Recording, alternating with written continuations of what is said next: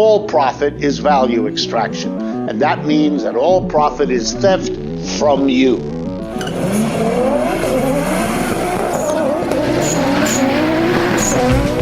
Corporate America is on welfare, and we've got to get them off welfare.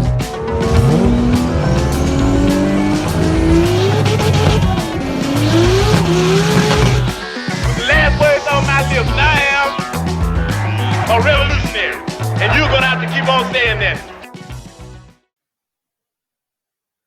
Hello, and welcome to Cars and Comrades, your probably only socialist car podcast, where we talk about why capitalism sucks and also whatever car topics we decide on. So, it is what it is. But we've got a little bonus episode for you guys.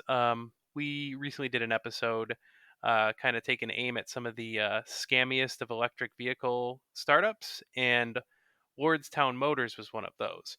Now, pretty much we released the episode, and then the week after, a bunch of shit went down because they're definitely a scam company. So Brandon's got some more updates for us to keep us current, and we figured we'll keep milking this joke because they're making it real easy for us. So we got that, and then we also got a quick little story about one of our friends who decided to break into the Capitol building and put his feet up on Nancy Pelosi's desk, which I'm not defending her by any means, but anyway, guy's a goofy motherfucker, and he made a court filing that is somehow applicable to our show, believe it or not. So the news is always in our wheelhouse, apparently. So without further ado, this week with us we've got Zach. Hello. And Brandon. Hello. And because it's a little bonus episode and Bryant had some other stuff going on today, he is not with us. So I think this might be the first episode without all four of us. Yeah, I think we underestimated at our starting this podcast how little free time that car guys have. It's like, sure, I can record a podcast like in between the 20 hours worth of work a week I have to do just to keep my shitbox on the road. Yes. Somehow I think we've been pretty fortunate, but we did also have a couple pre-recorded episodes, so that helps as well. I think I nuked the transmission in my Cutlass yesterday. Oh no. The engine in my Ranger seized on Thursday. Oh no. What? I'll give you guys a full update when we do a full episode, but we'll save Fun while it lasted. Yeah, it was like 2 months, maybe. I think a month and a half I got out of that truck. But hey, wrecker motors are cheap, so. Yeah, I can still drive the Cutlass. It's running and all again, but yesterday I realized I couldn't do burnouts. I can get the RPMs up, but the tires don't spin, and I'm like, fuck. It's making a lot of smoke, but it's not coming from the rubber. Yeah, I posted that meme on the account, or I think I sent it to the account to repost, and I was like, oh, I sent that before that happened too. So my car found out I was talking about it. All right. Well, yeah, we'll get more into that on our next episode, I guess. I'm sure by the time we record the next episode, I'll have blown the engine or sent a rod through the block or whatever the fuck else. Oh man, now you're making me worry that I'm next. Well, I mean, none of these. Well, this wasn't to my daily, so I'm good. My van's still running strong. Good. Okay, I'm gonna talk about Lordstown before I jinx anybody else's car now. So, when we left off, we recorded on a Sunday, and I don't know when we actually dropped that episode, but it probably seemed lacking heavily by the time it got released. The reason being, we recorded on a Sunday, and Monday was when Lordstown announced that with their current amount of money they have on hand, they did not have enough money to make it through the end of the year. Yeah, actually, It was pursuant to literally that, the fucking day after.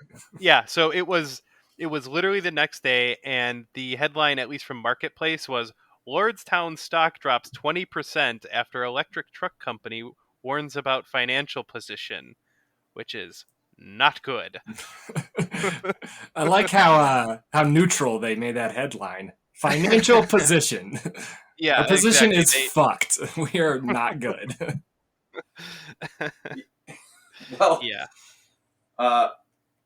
nothing better happened in the following 2 weeks. Okay, no, I take that back. There is one arguable thing. We harped pretty hard on Steve Burns in that episode, True. and he's gone. He stepped down in a move that I would put money on the idea that he was forced out before I would put money on their stocks right now. Yeah, like I forget the exact timeline. It might have been the day after. It might have been a couple of days after their announcement that they did not have enough money to get through the end of the year. And they did release stuff about how they were seeking additional investment and they were doing this and that.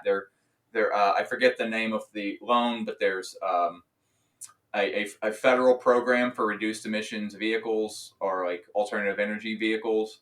They're trying to get that grant.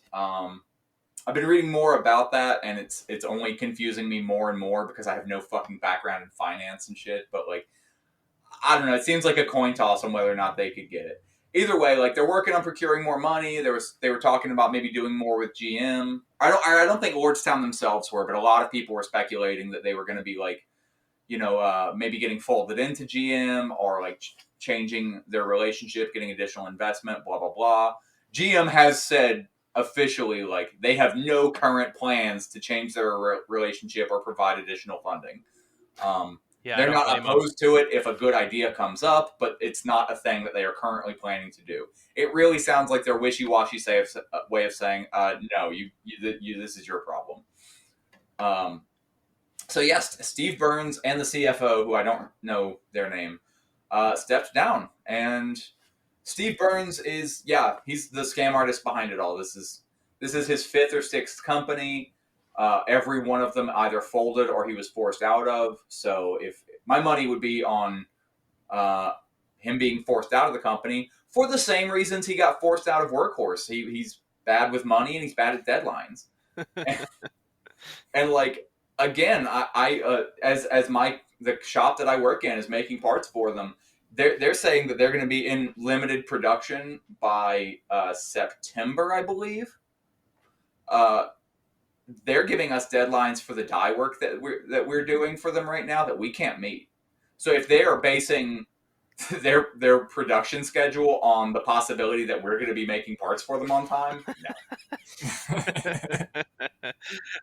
And I assume someone probably told them we can't meet those deadlines. At my shop, fuck no. Oh, really? So they're just going with it, huh? Oh yeah, It's one of those. It's one of those. It's easier to ask for forgiveness than permission, kind of deals. No, it's one of those people in the office genuinely believe that you can do 48 hours worth of work in the next 24 hours, and so they just don't even tell the people in the shop that they've committed that to us. It seems there's a disconnect between quoters and management and the actual people on the shop floor. They put us on mandatory overtime. For the first time in the history of my shop, we were in mandatory overtime. Boo. I'm furious. I don't give a shit if I'm making overtime. I'm not especially worried about money. I'm secure financially. What I can't do is get the hours of my life I'm wasting at work back. So fuck this shit. Yeah, that's the shitty part where you're like, hey, this is time that is gone forever into the capitalist I don't get pocket. this back no matter how much fucking money you give me. Yeah. I also found out that my actual boss tried to block my raise. Really? Yeah. Wow. Real happy with my company right now. Now, the guy who is informally in charge of my department and friends with the owner of the company stepped in and was like, no, he's a fucking great employee. Ignored the other asshole. But what I know this is kind of a side, we'll getting sidetracked, but did you hear the reason he gave for doing that? Um, uh, he said that every time he comes out into the shop, I'm standing around talking to somebody, which is arguably true. But bear in mind, I operate a lot of CNC equipment. So a lot of times, like, I'll spend hours setting up Yeah. a job, and then once it's running smooth, I'll have like 10 or 15 minutes of downtime between cycles. Yeah. So, yeah, a lot of times he will come into the shop and see me bullshitting with somebody because I have a job running on my machine. Another reason he comes into the shop and sees me bullshitting with people is because work is not important to me and they can go fuck themselves. I Well, don't also, actually I care mean, if I'm making money for them. So, like, that. I mean, obviously the work's getting done. So, I mean, by the metrics, it's like, well, the work's getting done. So, Yeah, most people who work alongside me, like, the shoulder to shoulder coworkers, tend to value me pretty highly, I think. yeah. Because I'm also known for being a guy who will work an absolute ridiculous amount of overtime. Because I have a hang up on deadlines. Like, I don't really give a shit about the company, but, like, because I used to work for myself, I've got this, like, Protestant work ethic. Like, if I tell you something's going to be there on Thursday, I'm going to get it there on Thursday kind of attitude. So, Yeah. I unfortunately carry that over to work, even when it's for someone else. But whatever. Yeah. Yep. I know how that goes. Yeah, but either way, our dies, they could be on time if everything goes smoothly. Nothing in a machine shop ever goes smoothly. But No. barring that, like, I don't know. But yeah, Steve Burns is gone now. So as much as I love to shit on this company and make fun of them and make a joke out of it, at the end of the day, like, they're trying to do a positive thing. They're trying to make electric cars and reduce emissions, blah, blah, blah. Like, it could potentially be less of a scam now in a way that makes it viable. It could also just remain a scam. Like, well, I feel like their actions. I feel like their actions last week indicated that either some very powerful people cannot fucking read, or they are still a scam. Yeah. Let's get into that, because I mean, like, they are making vehicles, so I think that they're effectively not a scam in the purest sense. They're just wildly mismanaged. Sure, I'll give so them that. Maybe it could become something. But interestingly, like, I forget if it was the whole board, like, this CEO and CFO were replaced by women in something that I found out is called the glass cliff. Apparently it's a not uncommon phenomenon for companies in crisis to appoint, like, women to higher positions under the idea that they, like, work better in crisis or something like that. And I think there's also kind of an undertone of, like, and then when it fails, we can blame women. But yeah, well, that's kind of a downside. But oh no, it absolutely is. I really, like, reading into this. I couldn't decide if it was a net positive or negative. Yeah, but it's an interesting phenomenon nonetheless. And Lordstown is currently led entirely by women. So yeah, like, on one hand, I feel like let's pretend that I have 4 hands or so. So on one hand, I'm like, hey, women doing better. That's ultimately good. Although women doing better in capitalism, maybe not so much. And then when I think about, on yet another hand, I think that it's Lordstown Motors. I'm like, ugh. It's I don't know if it's necessarily good that that's the position that we've got some women who are now leading a company that has ostensibly been a scam up to this point. But, yeah, I don't like. There's a certain vibe that I get about Steve Burns, which is that maybe he's not a scam artist. I think he's just inept.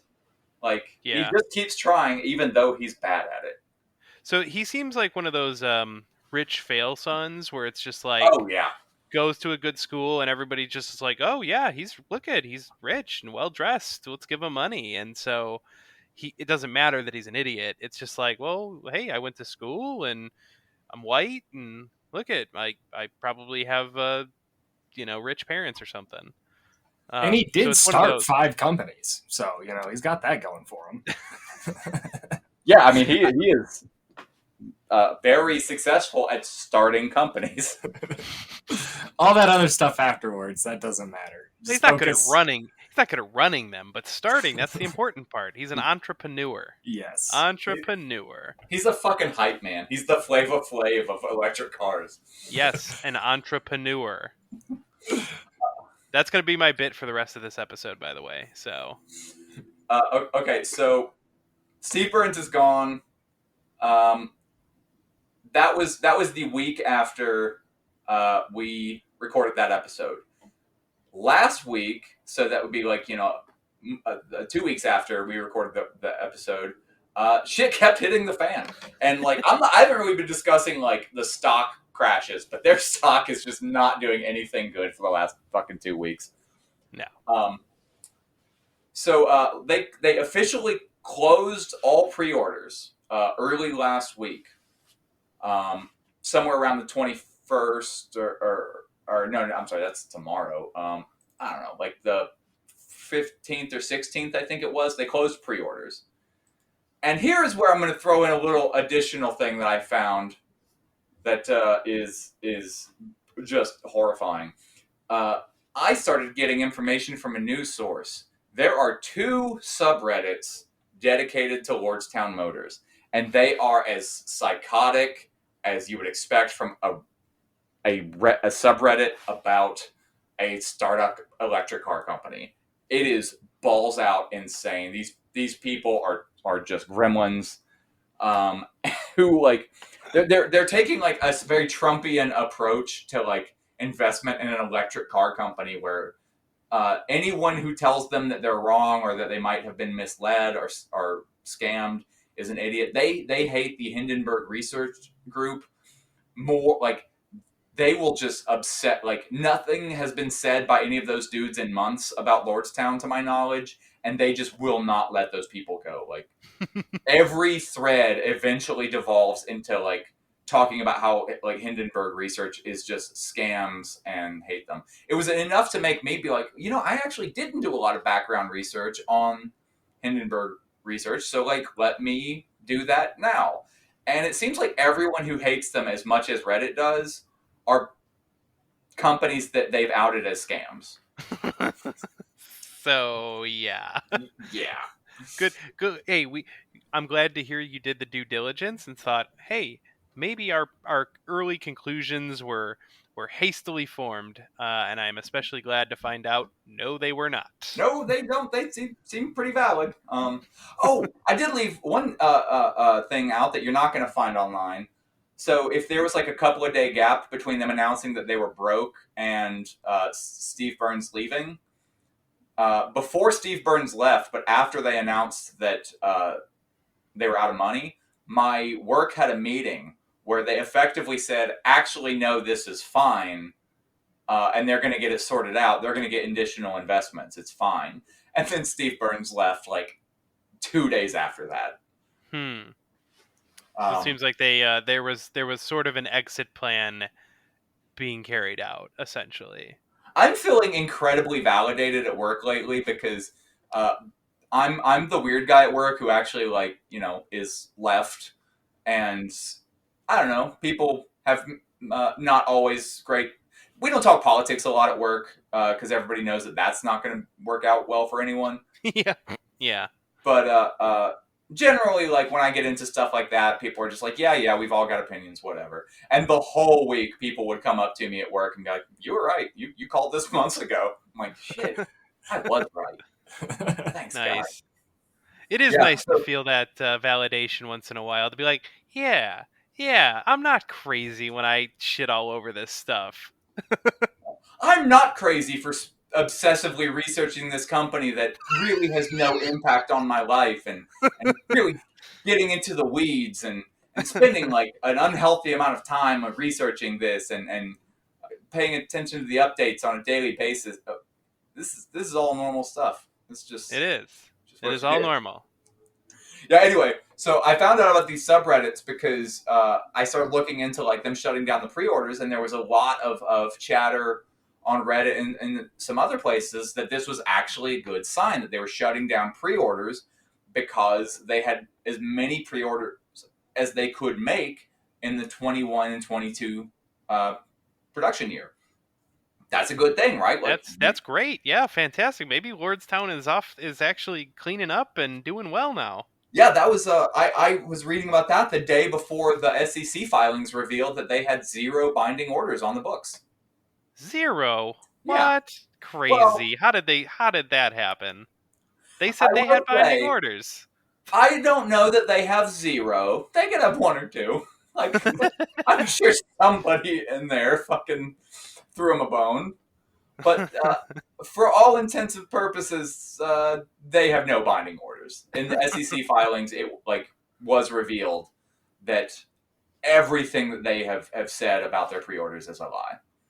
Huh. That's interesting because I remember it was 2 days before that SEC filing, the new people in charge had something different to say. Oh yeah, you actually put me onto that story. What did they say, Connor? Well, let's pull this up here. So the company, which I don't know what event this was, but at an event on Tuesday, which would have been Tuesday the 15th. So at an event on Tuesday in which they characterized the I kind of started off there in the wrong. Well, no, it's a good place, but they characterized the orders as firm. So they went to some event, and they're telling people. So we actually, I know you may have heard that these orders are not firm, but yes, these orders are firm. They are actual orders, and they show a significant indicator of demand for the truck. And it's all good. So then it was 2 days later on Thursday that there was an SEC filing that showed that they were in fact not binding orders at all. And so the company put out a statement um, in which they said, it's still a significant indicator of demand. And as previously disclosed in our form, whatever, letters and numbers, for the year ended December 31st, 2020, filed with the Securities and Exchange Commission on June 8th, 2021. To date, we have engaged in limited marketing activities and have no binding purchase orders or commitments from customers. So, yikes. So, Steve Burns and whoever the nameless CFO guy was. I had the They name. left. I didn't write it down Fuck, before the episode. fuck him. Fuck him. That's who he is. So they left. The new people who are in theory qualified to take over, they go out and they're like, no, these are firm orders. So, and then 2 days later, of course, the SEC, their SEC filing shows that they're not. So there's 2 possibilities. Either these supposedly highly qualified business folks are idiots, which doesn't threaten my worldview at all, or or 2, Well put. they're fraudsters as well, which also doesn't threaten my worldview. So currently, my anti-capitalism's feeling real good. However, this works out, but yeah, they're either dumb or they're lying. I mean, that just seems. I'm not seeing too many ways around that. I have weird mixed feelings about this and what it means because on the one hand, I want to believe that there is room for somebody to actually try and make a positive move even within a capitalist system. I believe that's possible. I just don't know that it's Lordstown Motors doing it. No, I mean I'm not even getting at that. I'm saying if these companies keep failing, then it becomes we de facto are living in an oligopoly. There is absolutely. I mean, yeah. It ultimately boils down to: are these companies unwilling or unable to do what they say they're going to do? Because if they're unwilling, then they're scam artists. If they're unable, then we are unequivocally living in an oligopoly. They're unable to break into markets dominated by a few other companies. I genuinely believe that to be true. Actually, I'm actually incredibly surprised that any of these companies has been able to get off the ground on any level. Yeah, me too. Even within the possibility of Lordstown having any amount of success, it's based on the fact that they were already getting funding from GM. I mean, it's a previous GM plant that they're operating out of. They got cash investment from GM. Even if they do succeed, I don't think it really flies in the face of the fact that, yeah, this is an oligopoly. If GM wasn't backing them, they would have zero chance, even if they were genuine, and 0% a scam, which they're obviously not 0% a scam. They're at least Yeah, some frankly, percentage a scam, and they still couldn't get off the ground, even with money from GM. So, well, and yeah, no. and even if they weren't getting money from GM, they'd be getting money from really wealthy investors, not Oh, people like us. I mean, so at the end of the day, Reddit capital. disagrees. Apparently, if you get onto Reddit, there are a lot of guys like us who have sunk their entire life savings into Lordstown. Oh, On man. one hand, that's both funny and also really sad because, like, I do see a lot of people who have convinced themselves that, like, if they just take the right attitude and they just embrace capitalism the right way, it'll work out for them and they'll be a part of it. And it's just like, nah, they're gonna leave you behind. Like, they're taking your money and they don't feel the same way that you do. There's a lot of people who it's desperation. So people convince themselves that, like, capitalism's the best thing, and they'll tell us we're wrong, but it's through their own desperation that they do this, and they can, almost never see the. I don't want to sound like an asshole, but, like, in a lot of ways, like religion, you can be shown, oh, this doesn't work, this doesn't work, this doesn't work, but once they convince themselves that, like, no, this is my way out, they'll believe it You're forever. 100%. I found so many threads where people would mention the idea that, like, this is a hot stock right now to short sell, and they're kind of sort of trying to have it be like the memeified GameStop Yeah. stock, where they're like, yeah, these idiots are just going to keep short selling and cause a short squeeze, and then all of our shares are going to be worth a fortune. And it's like, do you remember how insane it was that happened, and now you're just expecting it to happen again at random a few months later? Like, Yeah. no, this is not a common occurrence. You guys are really shooting yourself in the foot here. Yeah, and that's what I'm saying. It's like there's people who, I mean, it is sad to watch because you're like, damn, I like actually feel like if these people made a decent fucking wage and could have a dignified life without trying to win the fucking lottery, and it's people with a lottery system, which there are people with lottery systems, like that's a real thing, and it's just like it's hard to watch. I do feel for them a little bit. Until I'm in a conversation with them, in which case then I stop feeling for them a little bit. But it's easy to sympathize with them as a group, as individuals. They have a tendency to be fucking trolls. Yeah, so exactly. That sums it up perfectly. Like, I recognize the circumstances that gets a person into that position, but then at the end of the day, when you're an individual who's telling me how great capitalism is, even though it's fucked me over, it's fucked you over, it's fucked everyone you know over, and if a person's not worth at least 6 figures, then it has fucked them over, but it's great somehow. Yeah, pretty much. So it's sad to see, but again, it keeps working for the people running Lordstown apparently. So doesn't matter what they do. I mean, who knows? I feel like that truck is. I've seen the prototype. I mean, the thing's got to be close to ready. Like how bad could it really fucking be? It's like, okay, you have a product. Just sell the fucking product at this point. Well, I mean, like they've done some of the crash testing already for it, and it's apparently it's passed some of the more stringent crash tests that have been done. But it's just not in production. Like, there's a significant difference between having a prototype and having something in production. Again, Yeah. I'm manufacturing the dies to stamp parts for the hub motors, and we're not ready.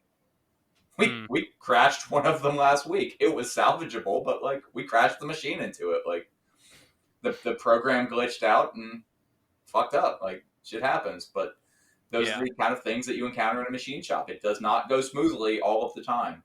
Most of the time, it never goes smoothly. Especially with die work. I mean, with dies, you're routinely talking about clearances of like 2 or 3 10,000ths of an inch. Jeez. And everything has to line up perfectly like that. Being a machinist is difficult, and tool and die guys are like the upper tiers of what machinists are. Like they do the insane work. So we're doing what we can, but like, if we're a microcosm of what's going on there, then no, they're not going to be in production in September. They might be gearing up in September to be ready, but they're not going to be producing vehicles.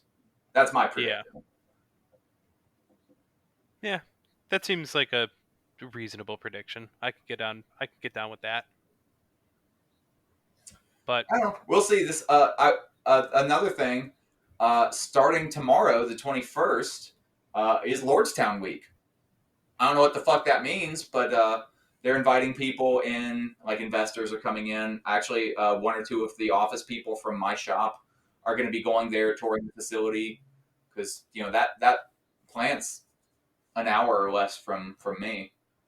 So I might have additional inside information here before too long. Although I don't think that the Lordstown Week is going to really tell me all that much, because it's not like they're going to be really showing all the like scars and dirt. I was about to say, I'm like, I don't think they're going to tell you all the nasty fraud they've committed. But it'll give actual people that I know and work alongside a better idea of like what the plant looks like, how close they are to having it retooled to produce what we're doing, and so on and so forth. Yeah. Makes sense. Also, this is just a story that's like really fascinating to me, because for all of the financial scams I have followed in the last few years, none of them have ever hit so close to home. So I feel special. I can like follow this so closely, and like even days when it's not in the news, I still learn new things.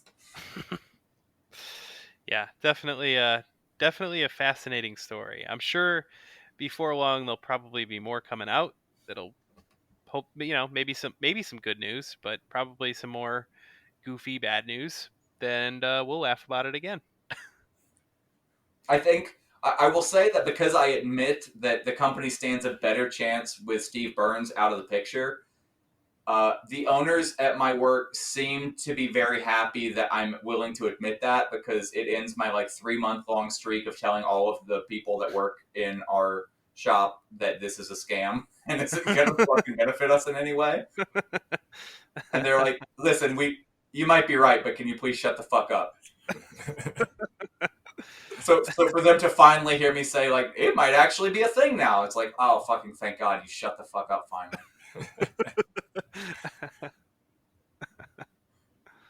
I don't know. It'll be interesting, because I am willing to consider the possibility that maybe when the new CEO and CFO and everybody took over, they really weren't up to speed and talking out of their ass when they announced all the pre-orders and blah blah blah.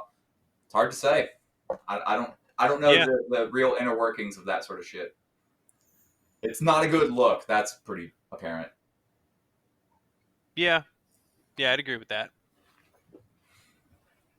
So yeah, maybe it's possible that they're kind of coming in a little bit blind. I don't know. Again, I'm not. I don't know. I would guess that Burns's departure was abrupt, given the fact that it was days after their announcement that they were broke. Yeah. I'm willing to bet that was probably the point where they were like, all right, turn it in. You're done. We're tired of dealing with your ass. So there was probably someone else brought in very last minute trying to clean up his mess. But we'll see. I don't know. We shall see. I will keep you all updated. Yeah, as much as I'd like to see them fail because it's funny and I think that they're stupid, I would also like to see them succeed, because I think more electric vehicles is overall a good thing. And the more different people that we have producing them that aren't Tesla, I think is the better. Because maybe if somebody I'm so sick of them. I'm so sick of Tesla. If people start producing competent electric vehicles, maybe that'll create enough competition for Tesla to actually start making vehicles that don't just burst into flames. I would like that a lot. I would like if vehicles did not randomly burst into flames. That's all I really am asking for here.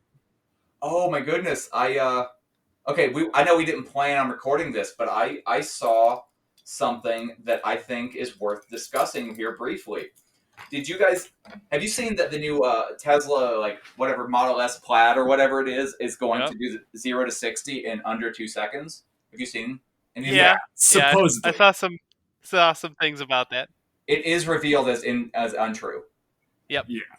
There is okay, so it will do 0 to 60 in under 2 seconds with a big asterisk. There's a YouTube channel, Engineering Explained. Yep, Really that's where I fucking- saw yeah, it. Yeah. really fucking smart guy. He did a breakdown before about why the Model S Plaid was not going to be able to do 0 to 60 in 2 seconds. And when it came out, he was right. I don't remember who, but somebody tested it, and they tested it under a few conditions. But basically, it will do 0 to 60 in under 2 seconds under the specific circumstances that it is a prepped track. So there is whatever adhesive, rubber, whatever on the track, and it can hook up like that immediately. And I forget the specific metric because it's really weird and doesn't seem like a big deal, but it is. It ignores, I think, the first foot. Yeah. Of which I don't understand why you would arbitrarily okay, come on, just don't count that first foot, huh? Don't count. Just give us that much. I don't know what that after the first foot, the car is going 6 miles an hour, and that's when the insane acceleration kicks off. Yeah. So if you ignore that first foot, it's and it's really dumb too, because all it is they're just trying to shatter this landmark metric, but they still have a remarkably fast vehicle. Yeah, I'm like, why are They're you just lying about how remarkably fast it is? It's so goofy because it's a straight up lie, and so I'm like, okay, so I thought when I first saw that the title of the Engineering Explained video, I was like, oh cool, I'm gonna have to talk about this Tesla being a fucking fraud too, because Tesla is a fraud, obviously, but at the same time, then the conclusion was realistically, even on asphalt, we don't know, but on a prep track, it could do 2.2 seconds.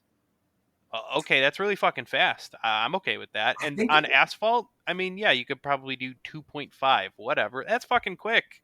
No, dude, I don't remember exactly, and I would have to look it up, but it was still 208 on a prep track.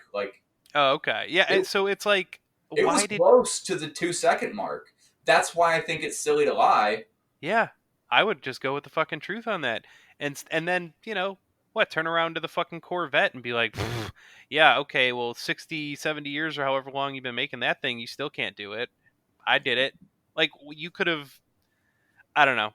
It just seems silly to make up ridiculous fucking lies about it when it's you were already really fucking fast. I wonder if I'm being a bit conspiratorial when I think that they intentionally made it obviously false just to drum up this kind of discussion and argument about it, where one side's they can totally do it in 1.9, and then everybody that knows math and numbers is no, they can't, and it just creates more hype. I mean, is that too left field, or is that exactly what's happening right now? So here's the thing. I am sure that somebody got a doctorate in marketing writing a fucking dissertation on just that very fucking thing, and that's exactly who Elon Musk would have hired. Yeah. So, I don't know. I mean, maybe it is, maybe it isn't. Maybe it's just a situation where Elon said, I want it under 2 seconds, and his engineers just said, I mean, fuck it. Let's, we told him it's not possible. He didn't fucking listen. Let's just say it's under 2 seconds, and when someone tests it, whatever. It is what it is. I think it could be that too. Also, I feel the need to reiterate. We have discussed this about Tesla before. It didn't really register for me for a long time as a car guy. Fuck yeah, dude, a car that goes 0 to 60 in 2 seconds. That's insane. It took a long time to realize that that's not a good thing. That's a safety hazard. Yeah, that's. I see people driving these things on the road. In effectively 2 seconds flat, there's just going to be so many people that die because of that. For your average production car, there's fucking no do I love it? Yes. Do I want a car that can do 0 to 60 in 2 seconds? Fuck yeah. do I also recognize that putting that on a highway with some like Karen driving it, it's not a good thing. No, No, you're gonna no. kill people. I mean, look, that would scare the shit out of me. And like I can throw down on the track, but like I'm like, I don't know. I would drive it once for the novelty, but just going to work, I don't need that. And then two, I It's think the about Dodge reasoning of this caravan needs 800 horsepower. Yeah. well, I mean, and so here's the best part. Think about this.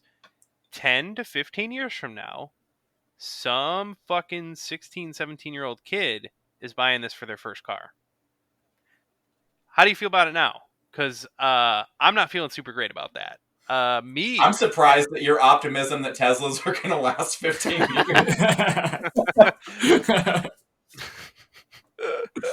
15 years from now, he's buying a Tesla that's already on its 5th battery pack. For somebody actually bought a burnt down Tesla and restored it.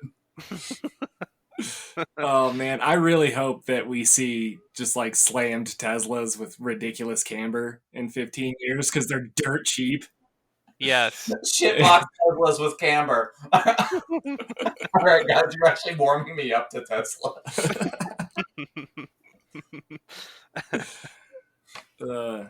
Just covered in cheap stickers that look goofy as hell. Oh man, I can't wait. Every panel's a different color. Yes. Yeah. I don't know. I feel like that's a car that doesn't a 240 looks great with multiple colors, but I don't know if a Tesla can pull that look off. I feel like that's exclusively 90s and 2000s cars. Now they feel like they look too, I don't know, the shaping's not right, that it'll look goofy. Maybe I'm wrong. I don't know.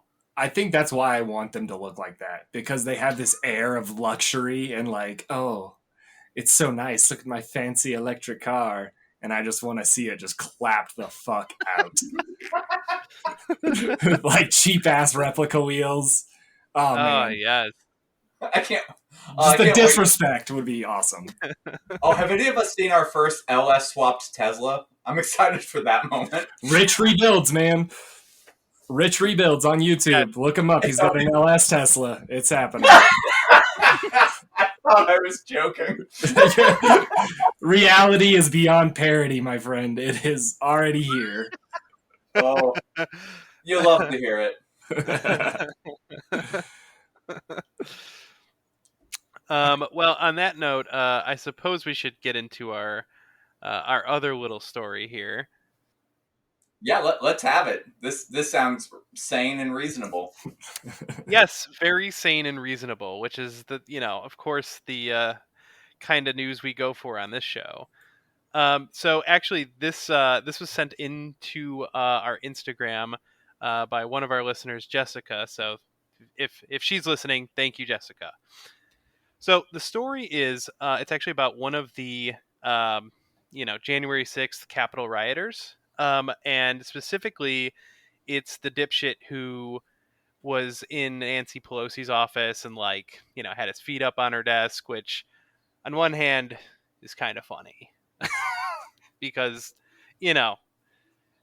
I like the idea of it, but also January 6th was obviously a shit show and a really awful day.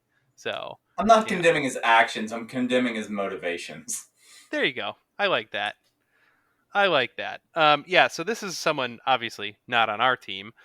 And he's a fucking moron. And he gets arrested. He's going through court and all this. And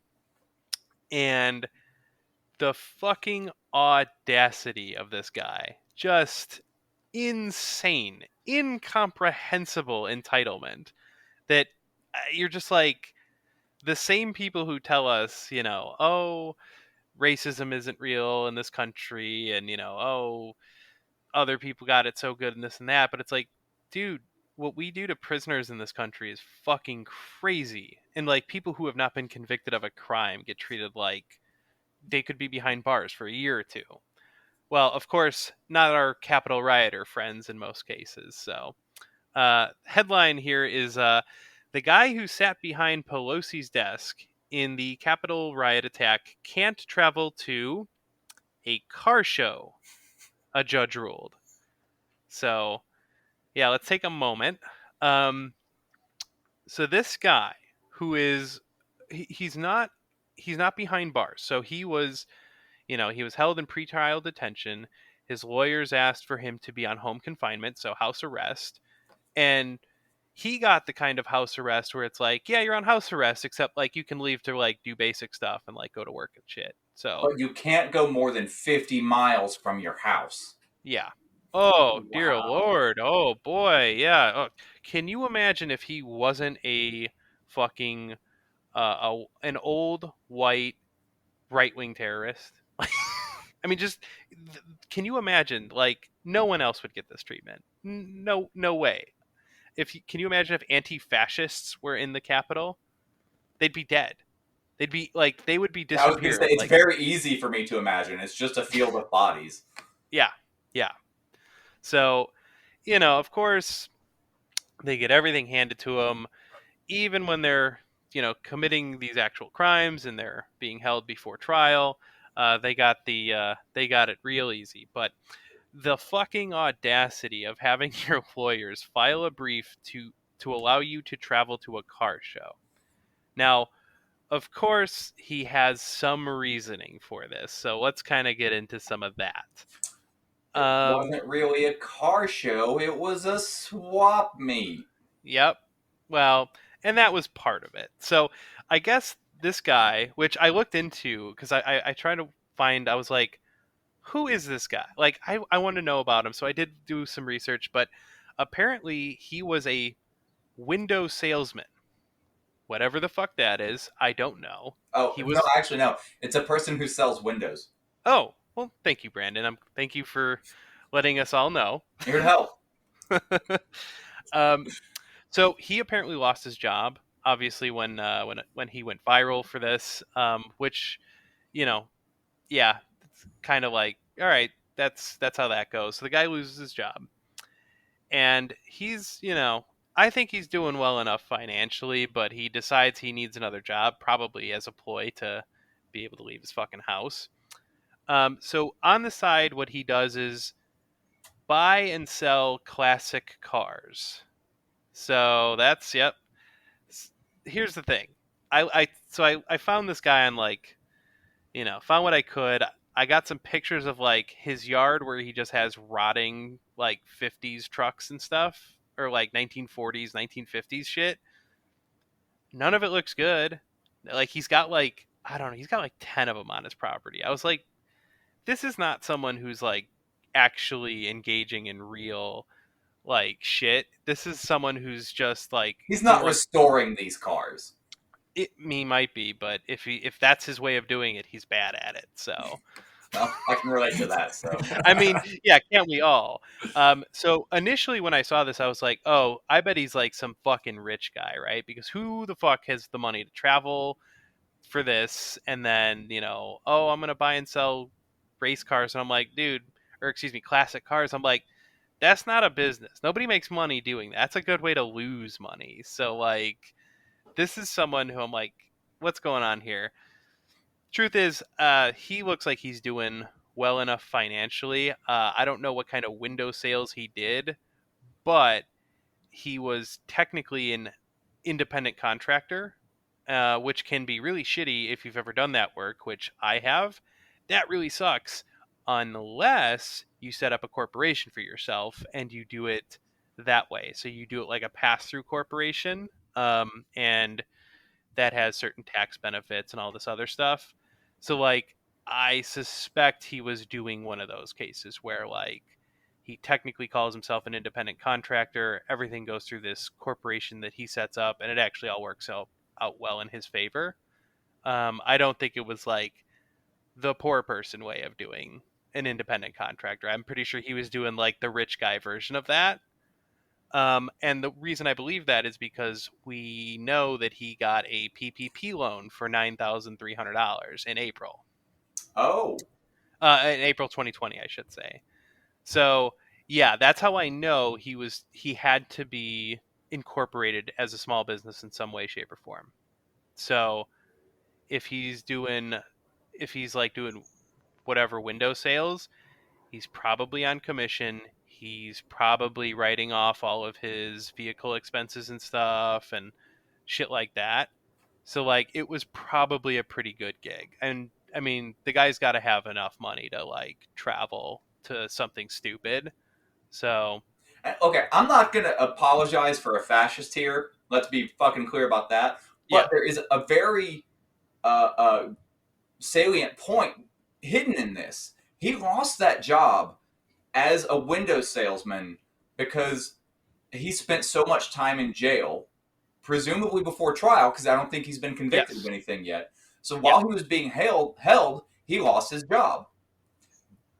Let's talk about that fucking point. Jesus yeah, Christ, there's so many fucking people in this country who get like thrown in jail on trumped up charges and lose their fucking job. So even if the charges get dropped or they plead down or whatever, they're fucked. Like if this guy weren't such a huge piece of steaming hot garbage, he would be a good example of somebody who got fucked by the system. yeah. No, I agree. Again, fuck this guy. He's an idiot. This And guy. yeah, but that is a good point because it's something to think about. Like normal fucking regular people, like you could get pulled over for, let's say you're like someone like me. If I'm drifting on the street, I could get really fucked, and I could sit in jail, and I could easily lose my job. Like I could see that happening, and not like for months. It's not like a lot of people think like, oh, if you're sitting in jail for weeks or months, you might lose your job. I don't know, man. I don't want to call my boss and tell him I'm in jail for any amount of time. So, you know what I'm saying? Like, I don't know if that means I get fired immediately, but believe me, you're not helping yourself if you are having to call off of work for jail or something for any reason. Part of the reason I got into the line of work that I'm in is because there's few enough people doing it that you're kind of always needed. So I actually think I could spend some time in jail and I would either still have a job or have a job waiting for me when I got back. Yeah. We did have one guy got fired after he missed a lot of work because of his third stint in jail. Okay. But I fully recognize that is wildly atypical, and it is the only job I've ever had where a stint in jail would maybe not fuck me out of my job. Yeah, no, it's easy to get fucked by that. And I mean, it's easy for it to happen to anyone because of course the police exist to just hassle poor people. And like I have a fucking good friend of mine who he ended up, he got arrested because he was on a suspended license that he had no idea was suspended. Pretty common thing. That happens to people every single day. Every single day, and they get fucked. So like, yeah, it's a good point. Like any amount, which I don't know, all of that shit should be private and not available through background checks or whatever. I just think that's if you're not in jail, you've paid your debt to society or you haven't been charged with something. So like, I don't think bosses should be able to use that. Yeah, this really isn't the gateway to having the end cash bail argument, but it's demonstrative of how it fucks people's lives up. Yeah. But again, fuck this guy. Fuck this guy. Yeah. So in any case, I mean, this guy was doing well enough, whatever. I can, so he's also like, he is selling autographed pictures of him with his feet up on a desk, not Nancy Pelosi's, but like a desk at home. And he is held up because he has a legal defense fund. And it's on, yeah. So he will send an autographed picture of him with his feet on a desk at home for $100. Yeah. Who is giving him money for this? Yeah, why would you do that? Do we know how much he's raised doing this so far? I do not know how much he's raised. So I hope it's zero. He's running this through, I believe, his personal website. I'm pretty sure he tried like GoFundMe's and they like kicked that shit off because they're like, yeah, no, this is not good for us. So I'm pretty sure he's running this off his regular website. Now, here's what I will say: a lot of his social media accounts have been blocked and whatever, taken down by Facebook and whatever, because one, he's a racist, sexist, homophobic piece of shit, and he was already on like his 8th account or something. So they eventually took down an account. I don't know if he's on there much now, but I did find his Instagram account. Oh no. Um, I was I bet shocked you by he's it. on Telegram too. I don't even know what Telegram is. Does that make me a boomer now? I think it's only boomers on there, isn't it? I think it's my understanding of Telegram is that it's just white pride Twitter. Ugh. Sounds Like wonderful. it's the free speech Twitter. It's like they're Oh not, yeah. Okay. unless I get two of them mixed up, and I don't remember what the other one is, but I think that's what Telegram is. Except if you start like getting real loud about leftist opinions, they will kick you off because free speech only goes one direction. Yes, for all of those. It was the same with Parler. Parler. Oh fuck, that's what I'm thinking of. Okay, I take it back. I don't know what the other one is, Okay, well, there you go. but I All bet of he's got a Parler. Yeah, well, I think I don't even know if Parler is around anymore. Or I can't remember. But anyway, Yeah, I think they got the Uh, axe. I think they're done for. Okay, okay. so they weren't. Last I heard, they weren't done, but they were having an extreme amount of difficulty finding any servers that would host them. Okay, that sounds probably accurate. But there was like a web hosting company that was very friendly towards, shall we say, Nazis? fascists. Yeah. Yeah, Nazis. That they were trying to host on, but they were getting a lot of problems still. Hopefully, it's just fucking done with. Yeah. Fuck Yeah, these now I people. actually have no idea what Telegram is. Well, anyway, I so retract my criticism until further information. I still haven't actually said the guy's name, so I should probably say that. His name is Richard Barnett, and he goes by the nickname Bigo. Bigo. I don't know. Bigo. Whatever. That's his nickname. It's seemingly pretty fucking stupid, but so anyway, his Instagram account is under Big O Barnett, and he has 76 followers. So I don't know how many autographed pictures he's selling, but can't be that much. And if you are a listener of our show or you are following us on Instagram, go ahead and check out his account. Don't follow him. Don't give him any good ideas. But Hassle go him. follow. Yeah, you can hassle him. His Instagram is pretty funny if you don't mind seeing just like stupid racist memes. Which if you're into cars is and you know people into cars, you probably see relatively regularly anyway, unfortunately. But one of the things I noticed right away, he does not understand how the cropping works on Instagram at all. So like he posts shit that is like the words are cut off entirely, and like everything is like you're just like, dude, how did you even post this and not think like, hey, that looks fucking stupid? Post it anyway. Doesn't care. In all So fairness, I bet anything he posts, I'm a lot happier with without the words. oh yes, you most certainly are.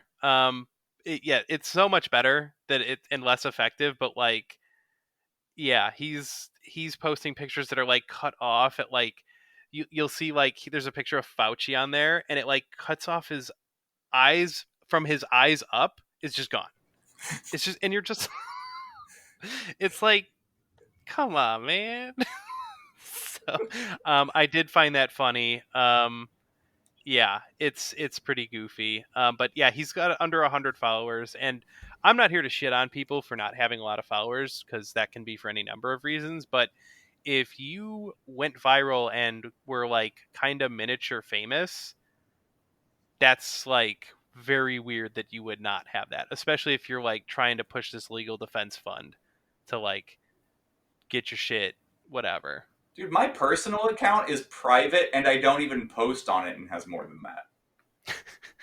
Yeah, so I found that to be kind of funny and silly, and I wanted to share it. But he can't be making that much if that's the kind of following he's got. So unless maybe his following on one of the Nazi sites like Parler is better, it might be. But yeah, he's an idiot. Anyway, the point of this story was, his lawyers filed that like, oh well, to take care of his family, he's had to make his side job sort of his main job for income, and therefore the court should allow him to travel more than 50 miles to go to these car shows and swap meets so he can make money. And of course, he could get any other job in the fucking world. He doesn't have to trade car parts and, buy and sell classic cars, which we generally know is a losing business. That is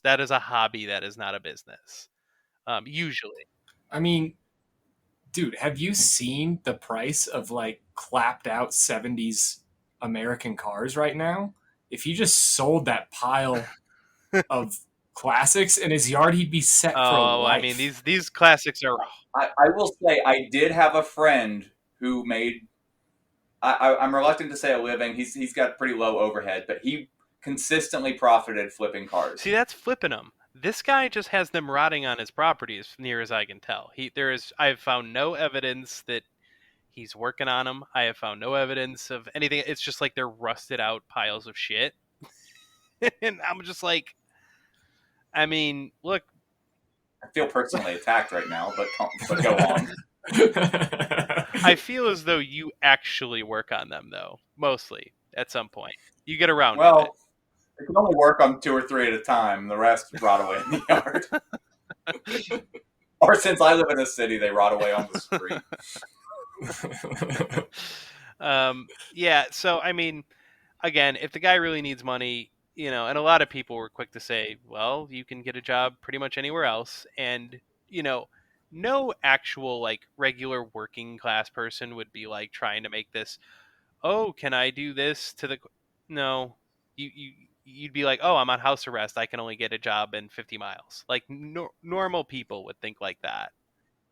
Yeah, I feel like it's really important to point out that he is exactly the kind of dude that if a person of color is in his exact situation, like went to jail, couldn't post bail or whatever, lost their job, this dude's attitude 100% is like, oh, if you can't do the time, don't do the crime. Yes. And he's over there like, actually, I only tried to have an insurrection. I should get an exemption. Yes. Well, exactly. And he wants to be treated that guy had weed. He knew that was illegal. I'm too stupid to realize that trying to overthrow the government's a crime. He is, by the way, he has lied consistently. His story was, oh, I was just trying to see what was going on, and then a crowd of people pushed me into the Capitol, and then I was pushed into Nancy Pelosi's office. He literally said that multiple times in interviews and to the court. Oh, I was pushed into that seat. I was looking for the bathroom. My legs up and put him right on the desk. Yeah. And all the interviews with him afterwards where he's like holding up an envelope from her office, laughing about it. It's like, dude, you said you were pushed in. Doesn't matter. And of course, let's acknowledge that the court may have denied this request, which is probably good, but like just the idea that like this guy is out, the system is not brutalizing him at all. He's on easy street. No non-white person would ever experience this kind of leniency, and it's from trying to overthrow the government. And he's going like doing interviews to this day, and his lawyers have like had to like, oh well, he didn't mean it when he said that he would absolutely do it again, and that the tree like that's the thing is like his lawyer hates him so fucking much. I mean, he has like gone on TV and been like, I care about the First Amendment and I will protect it with the Second, and I would do it all over again. And then his lawyers are like, you see, he's not actually a flight risk, and there's no risk of him committing any violence or anything, so let him go to this car show. And it's just like, no. What? Dude, I feel like the specifics are important here too. Like, he was allowed to travel up to 50 miles away from his home, but he said that wasn't enough, and he wanted to be able to travel 200 miles away from home. Yes. And stay away overnight. Yeah. On the grounds that he lived in a rural area, and so he should have special circumstances. And I don't know where he lives versus like where any like metropolitan areas. So I actually do. It's funny. I actually do. I saw that the judge said, actually, you do live within 50 miles of an urban center. So, like, fuck off. So he lives right by Bentonville, Arkansas, which is the headquarters of Walmart, actually.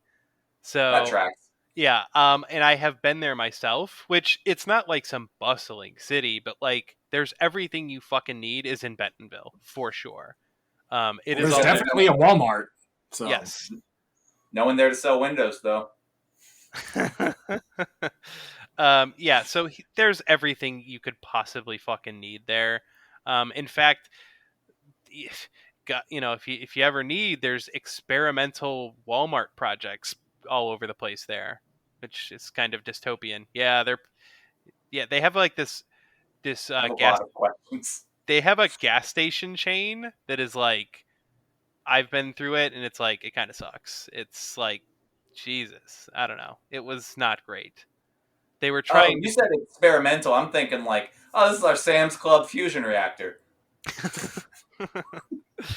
to. Well, that's probably there too. I'm sure they have something like that. But yeah, so this guy is like he's relying on telling a judge like, "Oh, I live in a rural area." It's like it's not really a rural area. He's just like, "Oh, it's Arkansas, therefore rural area."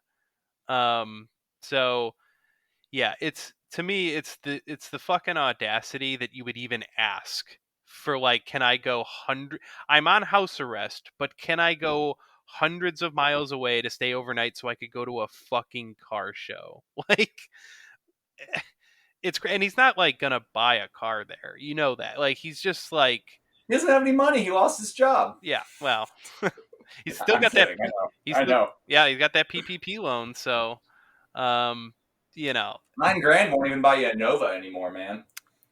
well, exactly. It's like, you know, I think the guy, he looks like he's done well enough. He's got a big property and 10 cars sitting there rotting. Sell those.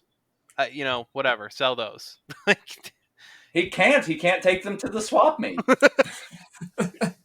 I mean, he obviously can't operate Instagram. I'm sure his Craigslist skills are just garbage. yeah, that's probably fair. Oh, that dude 100% put up an ad that said "ran when parked." Yeah. So, yeah, I thought it was a funny little story. I think it's funny that the judge denied him. He's an idiot. He's a douchebag. Fuck him. But like, it's just the idea that these people think that like, oh no, this jail thing doesn't apply to me. This is for black people or whatever it is. That's how they think. Like, oh no, I'm a law abiding citizen who tried to overthrow the government. But like, it's crazy. you know um which, hey, I'd love to see the government overthrown, but like with lots and lots of public support, which notably was absent from what these people did. I'm actually uncomfortable with the amount of public support what those people did had. Yes, that too. But yeah. So again, these people genuinely just don't think that the rules apply to them, and it's because they're white right wingers.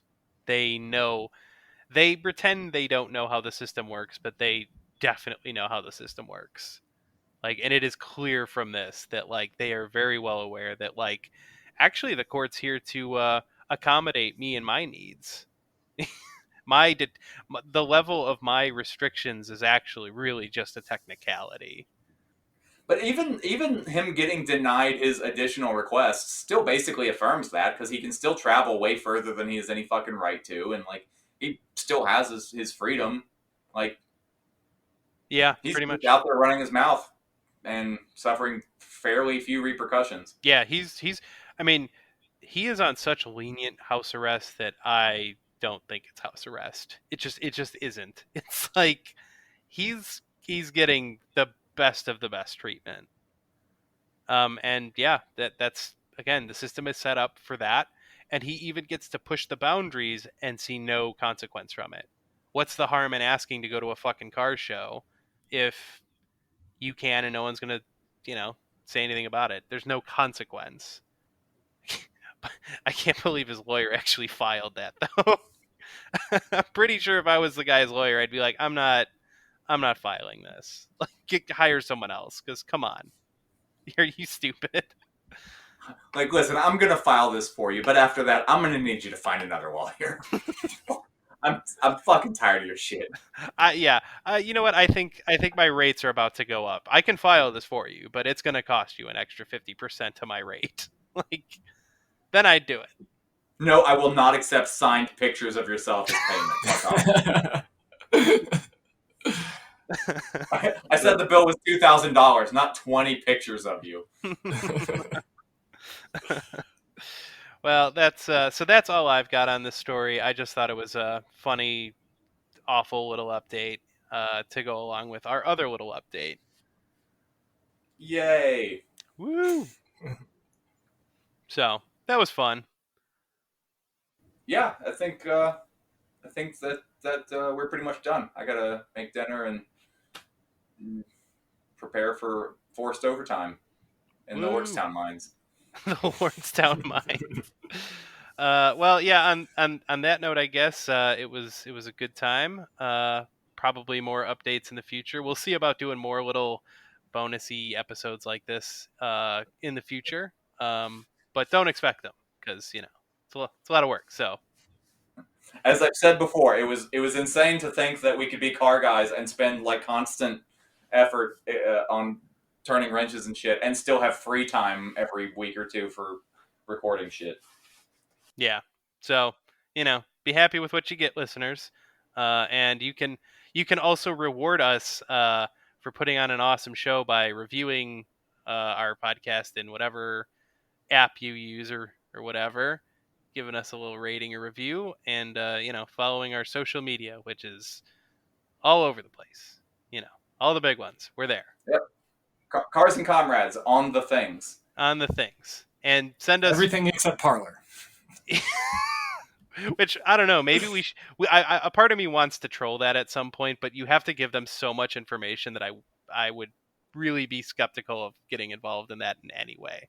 Well, we have a Reddit account, and you haven't even gotten us kicked out of the Lordstown subs yet. So Yeah, and plus, sometimes I'm like, oh, I'm worried about being on a government list, but then I go, I'm almost certainly on all of them already. So maybe one day I'll share with you guys the story about how 12 years ago I actually found out factually that I'm on a government list. oh, that's a good story. A friend of mine ran a very in-depth background check on himself to find out what was out there, and I was listed as a known associate, and it referenced my file. Okay, all right, a little teaser there. So that'll come out in months probably. So Actually, that was the whole story. I never found out why I'm on a list, and the reasons I could potentially be on one are too varied to consider. Huh. Well, all right. Well, bonus story there for the listeners. Oh, should we take a moment to renounce our anarcho-Bidenism? I thought you were keeping that alive. I feel like we gotta now I'm an anti-revisionist anarcho-Bidenist. Oh, so okay. So is the idea that the Biden is a revisionist now by going after anti-capitalist extremists?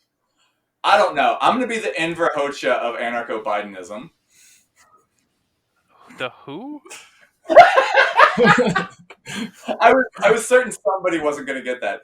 Enver Hoxha was the leader of Albania, and he was a hardcore Marxist-Leninist until Mao came along, and then he was down with Mao too, and he was true to form anti-revisionist till the day he fucking died, and he was one of the last holdouts. Like, I think he died in the late 80s or something. Like, he was around for a while, and there are a lot of people that put him up on a pedestal. And like, when I was still using Twitter forever ago, I would see a lot of people, not a lot, like I would frequently come across somebody referring to themselves as a Hoxhist. So I looked into it, and I'm like, so calling yourself a Hoxhist just means you're an anti-revisionist, like Leninist or Maoist. So why not just say you're that? And I don't know, it's one of those things that probably like 18-year-olds on Twitter like to throw out there or something. Yeah, I'm gonna be real honest with you. I have never the term revisionist. I've always looked at that term as like anyone can say it. Oh, they're a revisionist. No, they're a revisionist. And I'm like, well, what is that? How do I know? Generally, amongst Marxists, I most frequently see the term revisionist thrown out there specifically to refer to people who think that you can achieve Marxism through, like, bourgeois democracy. Oh, Like, you think you're going to vote, like, there are definitely other ways, but the predominant one that I see is, like, when you're like, hey, vote for Biden because he's a better pathway towards leftism than Trump is. It's like, well, yeah, but also, are you fucking high? See, I can see where I'm like, yeah, you can make the case on an individual basis that, like, okay, maybe this is the way to go this time around, but, like, never like, oh, that'll get us closer to Marxism. I'm like, well, yeah, I don't know about that. Although it would be nice to have some worker power in this country to actually start that process. So I don't know. There's valid uses for bourgeois elections, and it's to remove hurdles for organizing. But if you expect that to achieve actual change, I think you're sorely mistaken. So I myself might be a bit genuinely anti-revisionist. Yeah, that was Lenin's position. Is like, yes, you can use it to remove like the shit that's in your way here and there, but like again, this isn't like you're going to have a revolution through voting. Yeah, I think his position was effectively like, ride those fucking coattails. Like, yeah, let them take you to where you're going. Yeah, get the podium and speak to the workers. When they're used up, keep going. So yeah, makes sense. Yeah. Well, anyway, that was a good little tangent to end the episode on. Yeah, we you know how good we are at ending podcasts. Somebody either just learned something or is furious about how poorly we've interpreted it. Yeah. Probably. Either way, send us a message.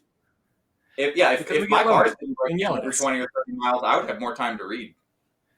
Yeah, send us messages with stories and stuff because, again, I do get a chuckle out of it. I do get memes from some of our listeners, and they're funny, and sometimes I post them. So, stuff like that.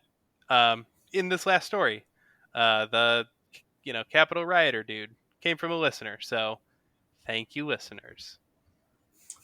Awesome. I'm going to go make a sandwich. All right, enjoy. Thanks, listeners, for listening to us. I don't know why you do it, but you do, and we love you. Yeah. We love all the listeners. Thanks for listening. All right. Ending the podcast in 3, 2. We don't think you fight fire with fire, bitch. We think you fight fire with water, bitch. We gonna fight racism, not with racism, but we gonna fight with solidarity. We said we're not gonna fight capitalism with black capitalism, but we going to fight with socialism.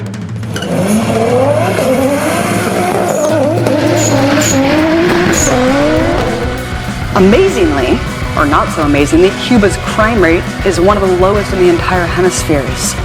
Oddly enough, it seems that when people have their basic human needs met, they're less likely to commit crimes. My calculations are correct. When this baby hits 88 miles per hour, you're gonna see some serious shit. The free market mythology, it argues that the most ruthless, selfish, opportunistic, greedy, calculating plunderers applying the most heartless measures in cold-blooded pursuit of corporate interest and wealth accumulation will produce the best results for all of us. Through something called the invisible hand. What are you smiling about? Dude, I almost had you.